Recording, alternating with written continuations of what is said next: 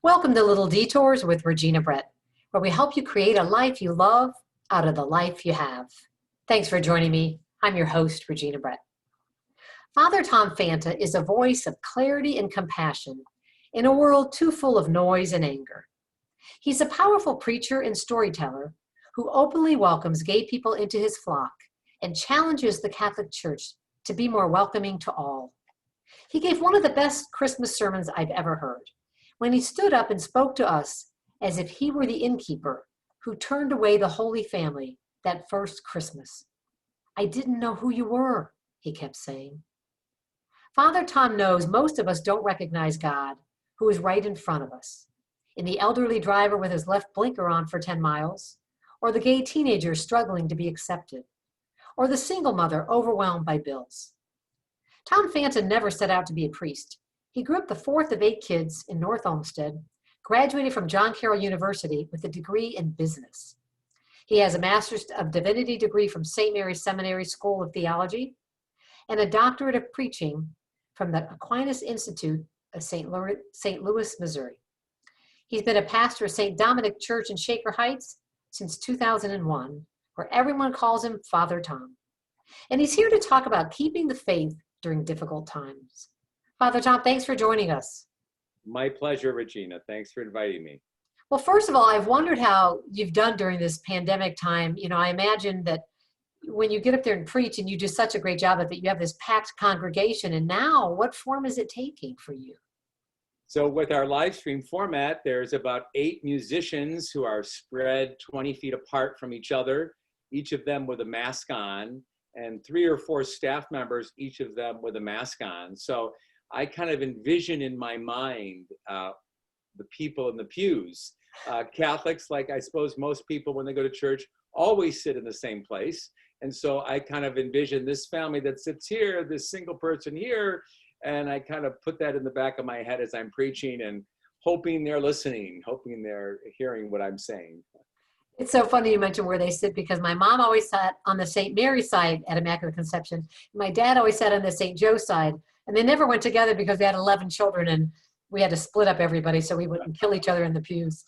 I love that you can envision the people there. But I know as a preacher, you also feed off the energy of the crowd, so to speak. So how do you get your energy now? So it's a great challenge. The one maybe unique thing, I'm getting my energy after the Mass, because in our church parking lot, we give out communion after Mass for about an hour and a half, and we'll have close to 500 people that will come. So I get to see the faces that day, but not until after the service. And so I kind of almost anticipate that during the Mass, thinking, well, in about a half hour, I'll get to see their faces. So how do you give a communion to all those people without worrying about you getting COVID? How do you take care of yourself? I actually don't. I had cancer a few years back, and so I have a little compromised immune system. So we have 4 ministers who wear masks, gloves, plastic shields over their faces, who all work for me, work at the parish here on the staff. And so it's kind of delightful for all of us to see the people that we serve on Sundays. It's almost like a hazmat crew giving out communion. Yes, exactly. Father Tom, I love this story of the first time someone called you Father Tom, and you weren't even a priest, and you haven't even thought about being a priest. Tell us about that child named Charlie who called you Father Tom. So I was volunteering. I was working down at Kaiser Foundation, and they gave us some time off to do community service. And I was helping some young boys tutoring over at Urban Community School on the near West Side. And I was really enjoying my work with them. And one night, one of the boys said to me, "Father Tom, are you coming back tomorrow?" Now here I was working in an office as an accountant. I said, "What did you call me?" He goes, "Well, Father Tom." And I said, I'm not a priest. I'm just a volunteer." And he said, "Well, you sure act like one." And it kind of freaked me out, kind of changed my life, because I had never thought about that. Wow. And I wonder if that, I don't know, that boy was your first indication, right? Totally. In my family, we had 5 boys in my family. My older brother was always going to be the priest, not me. So we all kind of determined that. My older brother's married with 3 children now, but I had never really thought about it my whole life, and that young man put it in my head. So let's talk a little bit about your childhood. You grew up on Brendan Lane, dead end, and there was a church at the dead end. You got it. Sort of like God saying, okay, Tom, I'm here, right? My mom and dad chose the church the street, so they wouldn't have to drive us anywhere. I love it. And then you went to St. Ignatius High School. And I love that you were robbed on the way to school. You've been robbed a lot in your life. I have been. What is that about? Easy mark. I guess I have a friendly face. So you studied math at Marquette University, and there you were robbed of everything. You came back to your room and it was empty? Yeah. But I said, I don't even know what I'm doing here. I don't like Milwaukee all that much. I'm just going to go home. I'm going to go back to Cleveland and go to John Carroll, stick with the Jesuits who I love, and continue my education there. So why did you leave Marquette? Was it because the degree wasn't right or because that experience of being robbed? A combination of everything. It wasn't the safest place. It was at the time it was not. It is now, but at that time it was kind of a big city in transition. And I guess I just never felt comfortable there. I never really connected. I don't know why. It was far from everything, far from my family, who I'm very close with. And the program itself at that time was not all that great. And knowing that John Carroll's business school is far better than most Jesuit business schools, I thought, why don't I just go home? So you go to John Carroll, you study accounting, you pass your CPA, and you're at this Jesuit university. I got my master's degree at John Carroll, and it felt like a holy place. Did you feel any sense of that when you were there, or were you pretty solid-minded, focusing on math? I really didn't. I didn't live on campus. I lived over at Shaker Square, so I really didn't involve myself in all that much. But those Jesuits sneak in. I think that infiltrates. They had lots of conversations with them. So what was the one moment where you said, okay, God, I'm yours. I'll do this. I'll be a priest. So I suppose I say that every day, but I guess I feel like I was living at Shaker Square. I went to a church there at Shaker Square. I'd been away from the church for several years in college. I went and the priest and the servers were all lined up, and I walk in the door and he said, "We need a reader." I go, "What do you mean?" You need to read the first reading of Mass," the priest said. And I said, "No, I don't even belong here. I don't want to be part of this. I'm just coming to church." And he goes, "Well, you can't read." So what could I say? He handed me the lectionary, the Bible book, and I said, "Okay, here goes nothing." And so I read at that Mass, and it felt good. I then went on a quest of talking to different priests from my childhood, asking them about their life. I was still working downtown. I went over to the cathedral. There was a priest there, Ted Marzell. I had a conversation with him one day, and I was basically struggling with, are you happy? Is this a good life? And he said to me, "What makes me happy might not make you happy. Why don't you quit talking about this and just go do it? If you don't like it, you can just leave and go back to your other life." And it was like kind of a simple piece of advice, but it was profound. It changed my life. So you were ordained May 28th, 1988. And I've been to a couple ordinations as a reporter. And I wonder, what is it like? You're laying face down in front of the altar there. What is it like inside when that moment happens? What in God's name am I doing? Like, what am I doing? There's a great sense of peace, I have to say, but there's also a big question mark. Is I cannot do this without God. God has got to be the center of my life, and at that moment, yeah, it's pretty scary. I suppose just like maybe some people feel when they're exchanging vows, getting married. It's a big. Or when they bring the baby home from the hospital for the first time, you think, "Oh my gosh, here I am, a parent. What does it mean?" Yes. So what have been the most difficult parts of being a priest? When you feel like you're doing your best, and for some people it's not enough. You get 100 compliments on a homily and one person says something negative, and it's all you remember. It's all you remember. You try to give your all, you try to do your best, and there's always someone who's not happy with it. That's just a daily kind of struggle. And you have so many people. How many people in your congregation at St. Dominic's? We have about 1,700 households, which is about 6,000 people. It's a lot of people to keep happy. It sure is.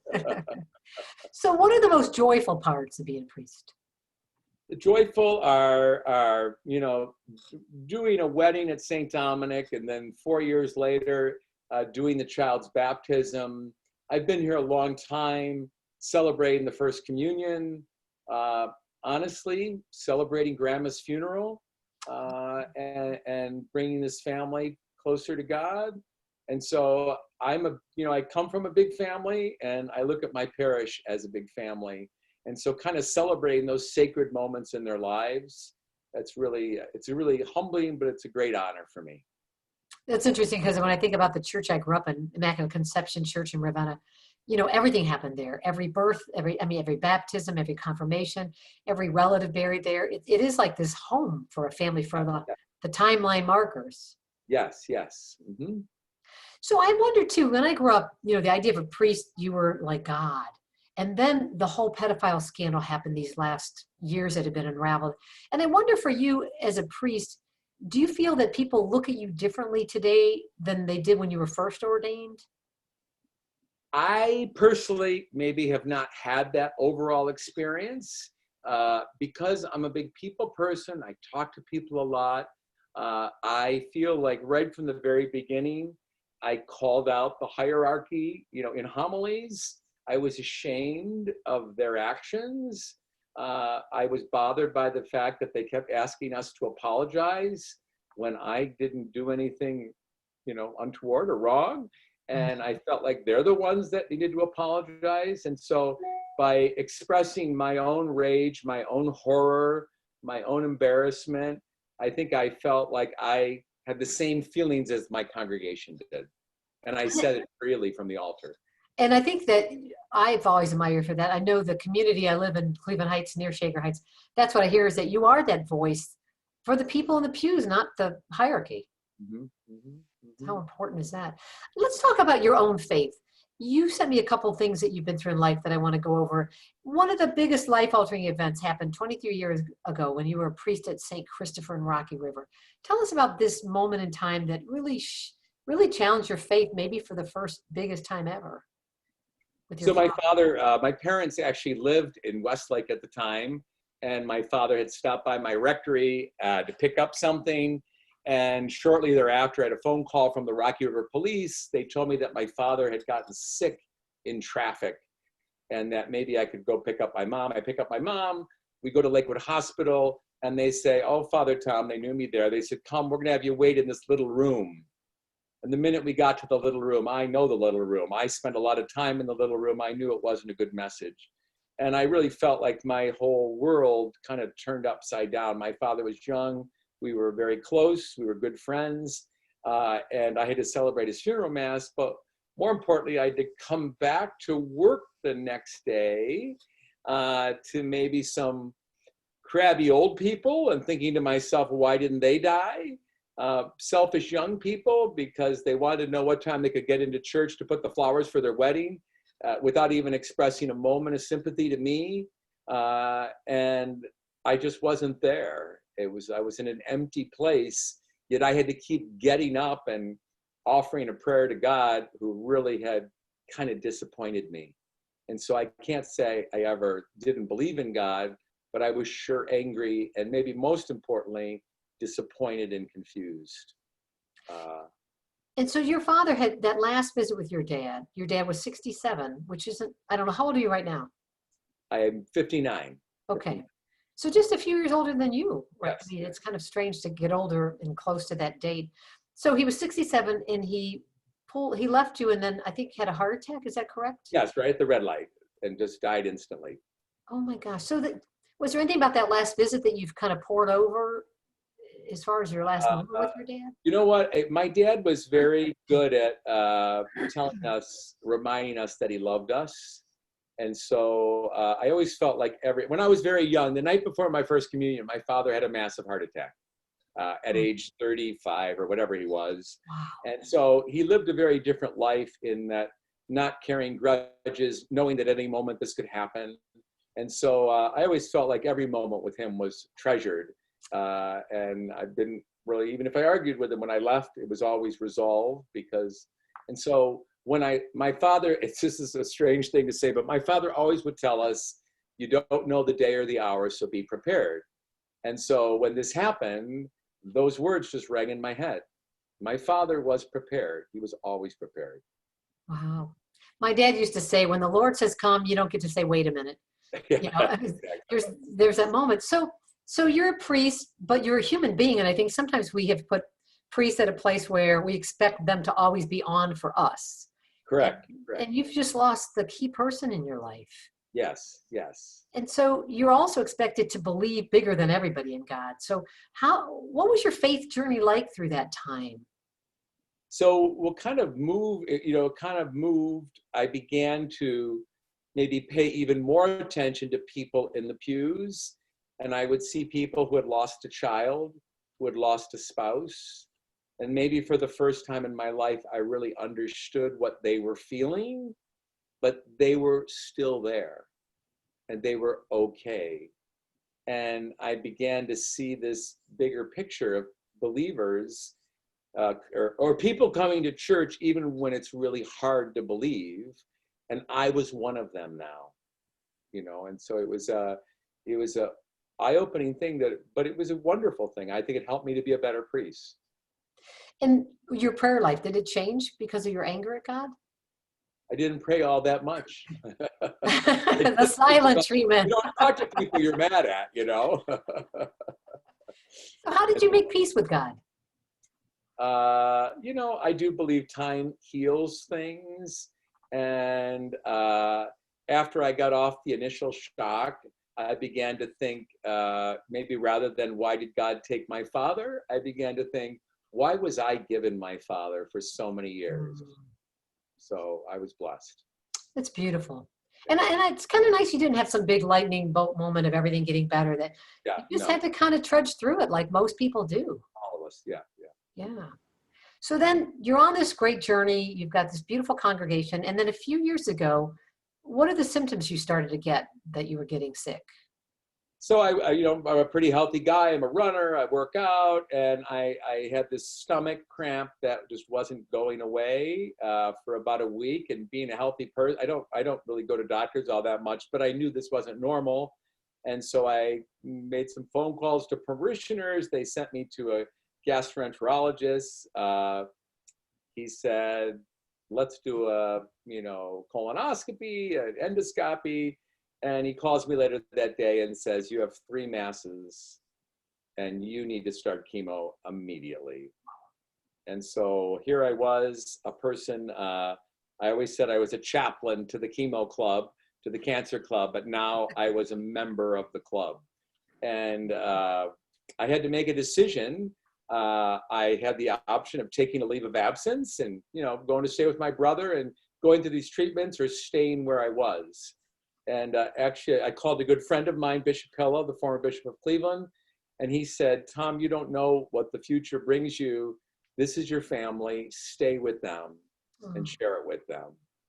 And so I made the decision to just stay at St. Dominic's and do what I can. I think in the 5 months of chemo, I missed 3 masses. I had mass every weekend. I felt like my family of St. Dominic prayed me through this. Cards and notes and meals, and I just tried to be honest with them throughout the whole thing. And a good friend of mine in the midst of it was a woman whose memory just inspired me, was a woman named Martha Mahoney, who had died of breast cancer just a few years, very close friend of mine. And she would always say, when people asked her how she was doing, she would always say, "I'm just living my life. I'm just living my life." And I kind of use that as my motto in all of this, just living my life, doing the best I can. Everybody's got something. Everybody's got something. True. Well, let me pause for just a moment. We're at the halfway mark already. I want to pause and thank you for listening to Little Detours with Regina Brett, and to our guest, Father Tom Fanta, pastor at St. Dominic's. I know you have many podcast choices, and I'm grateful you chose to listen to mine. So was it lymphoma that it was diagnosed? Correct, a non-Hodgkins lymphoma. Okay. And you've got this great support around you, but it's a really difficult journey. I mean, your chemo was pretty severe, right? The side effects? Correct. And actually, my very first time sitting down in the big room at UH waiting to go in, And there was a elderly African-American woman sitting there with a head wrap on, obviously bald and thin. And she turned to me and said, "First timer, huh?" And I said, "Yeah, this is my first time." And she goes, "It's not so bad. I've been doing it for 17 years. Oh, And I said, "Wow." And she said, "Just trust in God. Trust in God, you know." And she didn't know who I was. And it was kind of like my sign. It was my sign to, that's what I have to do. And throughout my journey of that, I met many beautiful people going into chemo, coming out of chemo. I got lost in the basement of university hospitals one time looking for the radiation lab. And same here, same here. this elderly janitor put down his mop, and I think he walked me a half mile to get to the place. And I just felt like all along there were people like that really God sent to me. So it was really a sacred time. You know, it really is. You know, I had cancer in 1998 and went through chemo, went through radiation, same thing, university hospitals. Uh, and my chemo was called cytoxin, adriamycin, and 5-FU. And I always said every cancer drug should have the FU behind it because it's like your fight against it. But Exactly. it is quite a journey, and there is a sacredness to it. And it's weird, but there are these rare gifts or these different kind of gifts. And I wonder, for you, that woman, to say, "I've been doing it for 17 years," like, whoa, have faith. Yeah, yeah. Mm-hmm. So when you now are able to minister to people with cancer, do you do it differently? I think I do, because I feel like I make it okay to feel sick. I make it okay to feel lousy. I make it okay to talk about God and really believe it when I'm telling them that God will give you what you need when you need it. Telling them it's okay. If you can't pray, invite them to fake it, till they make it. And I guess for me, this goes back to my kind of Ignatian background, but at the end of every day, I would reflect on the day and try to find moments where God reared his head or peeked into my life. And it can be very small things, but I think it was very encouraging to people. It continues to be encouraging to people. That's beautiful. When I had cancer, you can get kind of self-centered when you are sick because every little side effect you focus on. And so I started a prayer journal, and every day I would write in prayers for other people. And it helped me take the focus off whatever I was going through. And I'd see a headline and I'd cut it out and put it in my prayer journal. So that idea of writing and like, I love you to say, when you said God kind of tucked himself into your life, where are those moments? Yeah. Mm-hmm. And to uncover those. I also want to talk a little bit about the current environment of race in our country and how it's kind of revealed itself in your congregation, because you had a lot of people in the African-American community, their churches were shuttered by the bishop to trim the size of the diocese. So you ended up with, I think, St. Henry, Epiphany, and St. Cecilia and St. Jude that were closed, and those communities were near St. Dominic's, is that correct? Correct. All surrounding us, yes. So you have a probably fairly white community that's now taking in an African-American community of Catholics. Correct. Yes. How was that transition for everybody? So I think, well, a little backstory here. So when I grew up on the West Side, never saw a black person growing up. Went to Ignatius. There were 2 black people in my class. Went to Marquette. Little more mixed, but then came back to John Carroll, very few. My first 3 parishes were all white. I never served an African American. Came to St. Dominic and had a series of listening sessions. And one of those listening sessions, a beautiful African American woman, Joy Smith, told me, "Father Tom, I've been coming here for years, and I feel like everybody is very polite to me, but I never feel welcome." Oh. And it kind of struck me, this is 20 years ago. And so I began to kind of going out of my way when I would see an African-American come to my church to find out their name and to find out their story. And I felt like I really began to establish with African-Americans. And so about a year ago, a white suburban mom came to visit me. And she had gone to an REI workshop, Racial Equity Institute, workshop, and her whole life was turned upside down.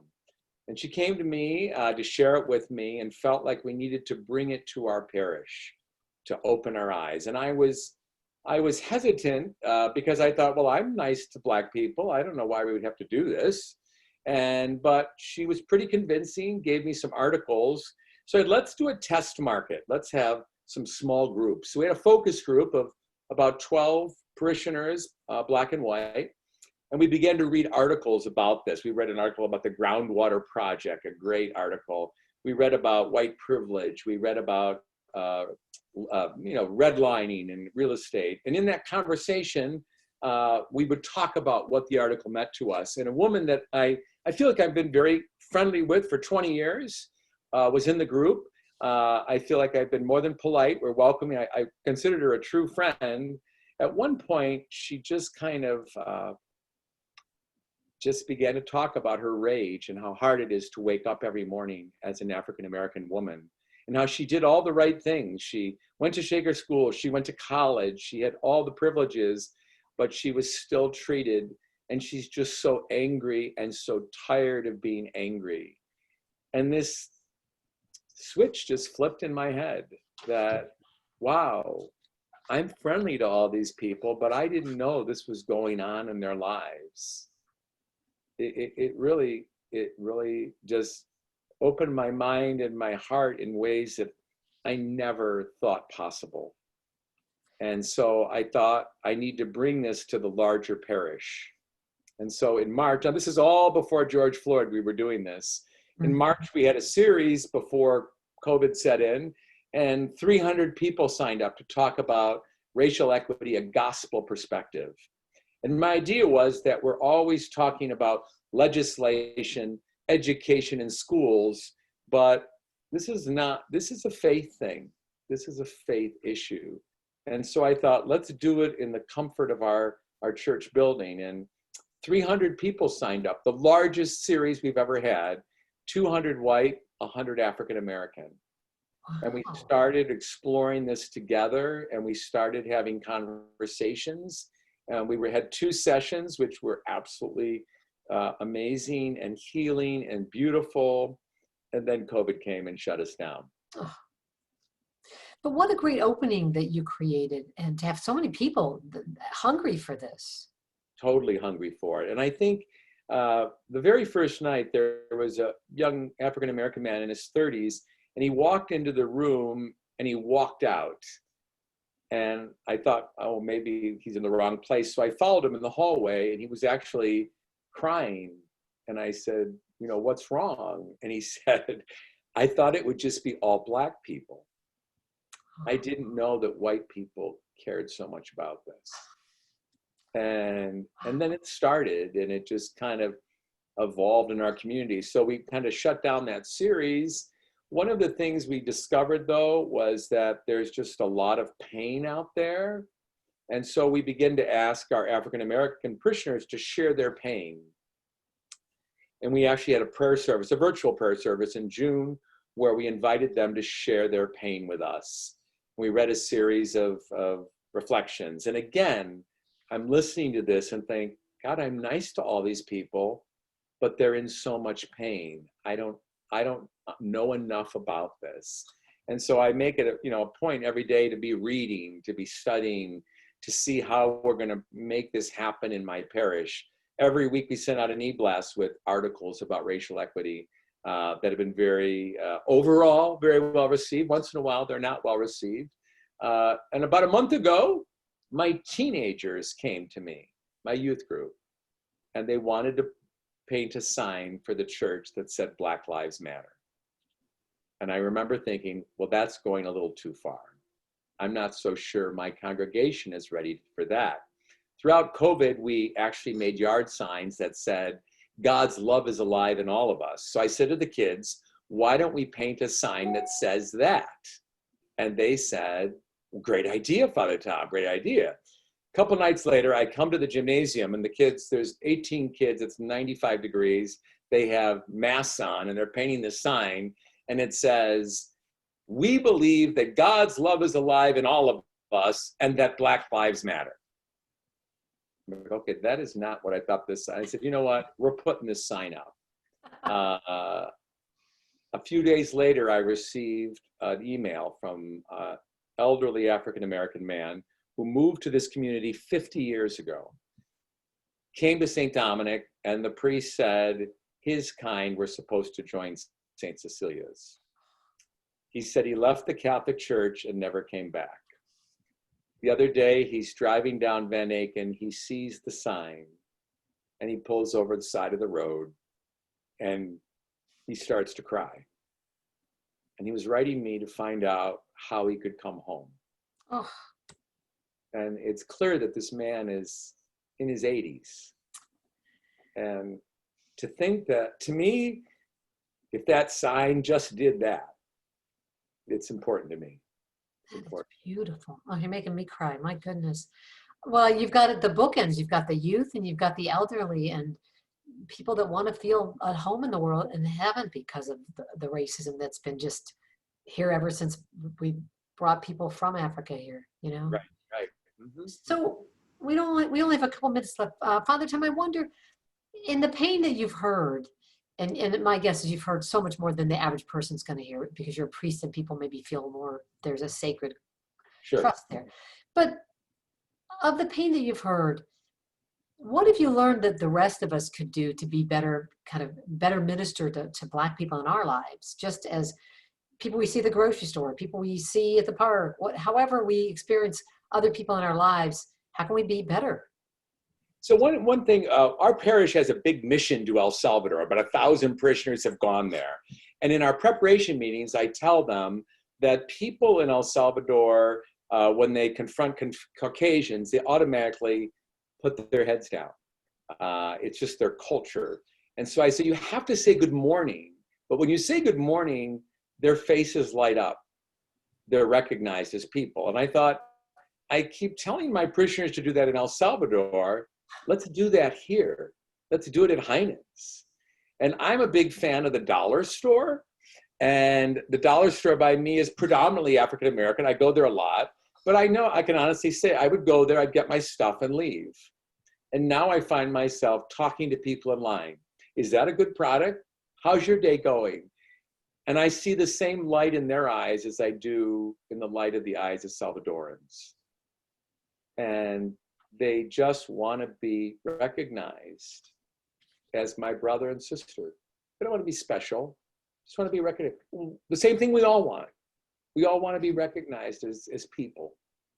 And I think that that is a huge thing. Simply to say hello in the store. Simply to greet each other. To make eye contact, you know. I think in a more academic way, we need to learn more. We need to learn more about our true history and realize how that has affected so many things in our world. And then once we can acquire some empathy, then we think about engagement. How can we confront this system and change it in our own little ways? I would hope that my Catholic Church of St. Dominic could be a driving force in that, a driving force in bringing about that community of change. It is beautiful, the idea of a community of change. I think some people think it's just on a political landscape that we change things. And I feel like for many of us, that's not what we're called. But every day, like you said, at the dollar store, to have conversations, to greet people. I think sometimes we just need to see people. I can't tell you how many times I've almost bumped into somebody or, driving my car, I'm like, oh, I need to stop. And I almost say I didn't see you. And I think, wow, how am I not seeing people right in front of me? Yeah. And I think the pandemic is a golden opportunity with so many people going for walks. Right. Acknowledge someone, say hello. You're right. You make it very simple but profound. Those moments that you shared with those teenagers and the elderly man. Well, Father Tom, I want to thank you for being a guest. Tell us the best way to connect with you on social media. You have a website for St. Dominic's?